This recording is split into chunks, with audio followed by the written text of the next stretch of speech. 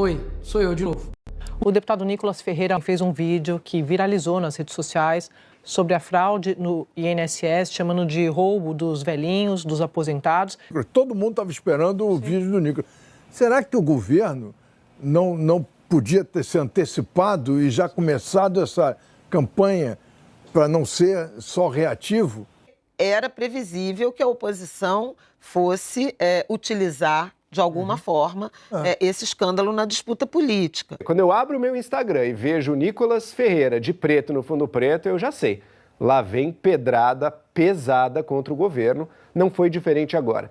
O governo Bolsonaro fez algumas ações para tentar diminuir, para exigir o recredenciamento dessas instituições. Queridos amigos, o deputado Nicolas Ferreira simplesmente tirou o pino de uma granada e jogou a mesma na assessoria de imprensa do desgoverno Lula. É claro, estou falando dos militantes da Rede Globo que estão desnorteados com mais um sucesso de Nicolas Ferreira que estourou a bolha. O deputado Nicolas Ferreira fez um vídeo que viralizou nas redes sociais sobre a fraude no INSS, chamando de roubo dos velhinhos, dos aposentados. E esse vídeo acendeu um alerta no Palácio do Planalto. Conversei com integrantes do governo e também com integrantes da bancada do governo no Congresso. Eles estão preparando, está aqui no meu blog, uma reação. Estão orientando aliados a preparar um material, um roteiro ali, para ver como respondem a esse vídeo que já tinha, até hoje mais cedo, 70 milhões de visualizações em menos de 24 horas.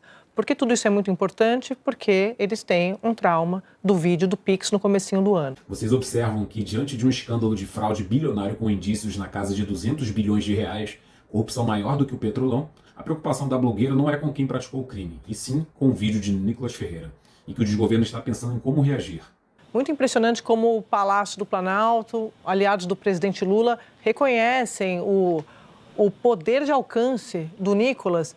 Estão discutindo uma reação, mas ninguém me crava qual vai ser essa reação, porque não sabem exatamente se vai funcionar. Só que, como eu sempre digo aqui, o tempo das redes não é o tempo dessa política, não é dessa política que pensa de uma forma analógica. E não estou fazendo nenhum juízo de valor, é porque, de fato, o Nicolas, a fluência dele é no meio digital. Era previsível isso. O Nicolas, todo mundo estava esperando o vídeo do Nicolas. Será que o governo não podia ter se antecipado e já começado essa campanha para não ser só reativo? Tranquilo, se o Nicolas pôde fazer isso ontem, o governo podia ter feito anteontem.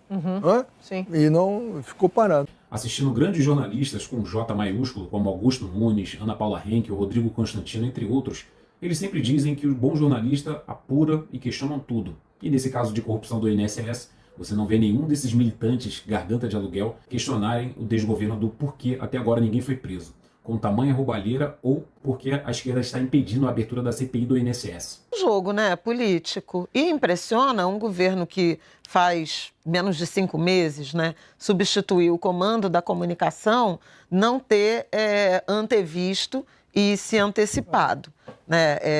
Era absolutamente óbvio, inclusive a partir da experiência do Pix, que um deputado como o Nicolas Ferreira usaria mais esse escândalo contra o governo. E isso é do jogo político, não é surpreendente, era absolutamente previsível. Naquela ocasião do Pix, vocês vão lembrar que a deputada Érica Hilton foi quem efetivamente conseguiu reagir com alguma repercussão do ponto de vista de explicar o que era a medida do governo e quando o governo voltou atrás e tudo mais, até com uma estética um tanto assemelhada, né?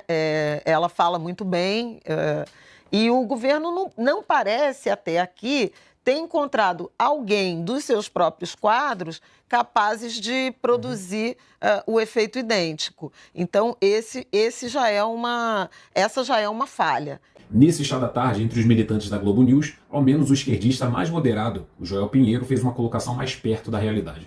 É um esquema que é relativamente fácil de compreender e cuja vítima desperta a compaixão e a empatia imediata de toda a população, né? Os aposentados desse país, tantos deles vivendo em condições de muita vulnerabilidade, sendo roubados mês a mês por instituições com descontos nunca aprovados, beneficiando pessoas que estavam comprando carro importado. Então, assim, é fácil de entender e toca uma ferida social brasileira. Então, o potencial dele era enorme. E, como costuma acontecer no Brasil de hoje, a oposição à direita do governo Lula, ela é muito hábil em explorar na comunicação esse tipo de esquema, esse tipo de escândalo, né? Quando eu abro o meu Instagram e vejo o Nicolas Ferreira de preto no fundo preto, eu já sei. Lá vem pedrada pesada contra o governo, não foi diferente agora. E por que é tão eficiente o vídeo dele, né? Bom, primeiro, é um vídeo que não tem uma mentira direta. Não dá para dizer que tem uma fake news ali, algo que ele traz que é um fato inventado, digamos assim.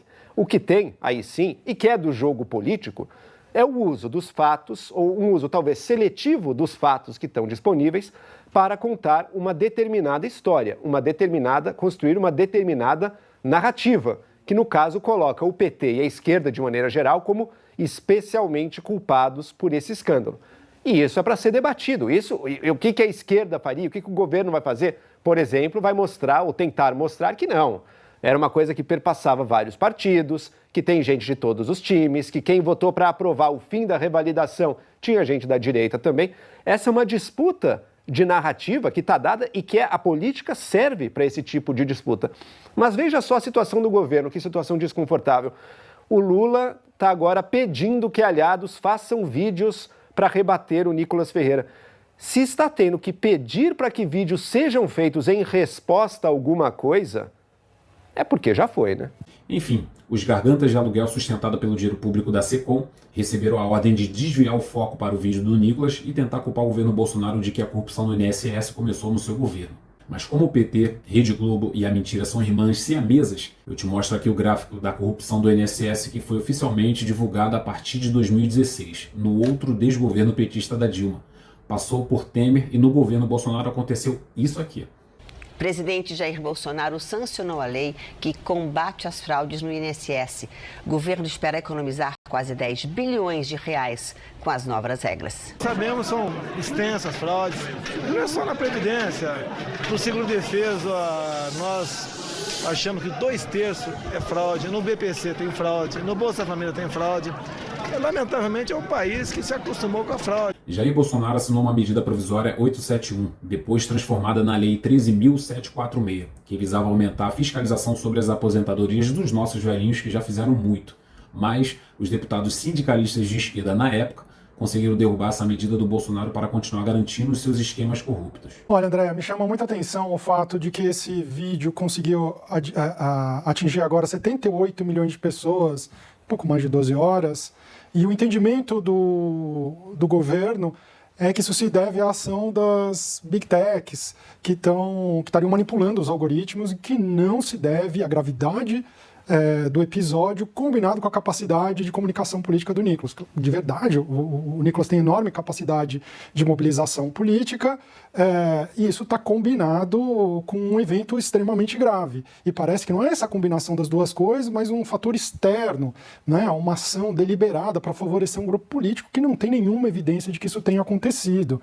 Esse evento é muito grave, ele tem dois pais. A verdade é que ele tem dois pais, porque ele começou no governo Bolsonaro, mas se avolumou no governo Lula, né? O governo Bolsonaro, a maior parte das associações foram credenciadas durante o governo Bolsonaro e o governo Bolsonaro fez algumas ações para tentar diminuir, para exigir o recredenciamento dessas instituições, mas essa medida foi derrubada por gente dos dois campos políticos.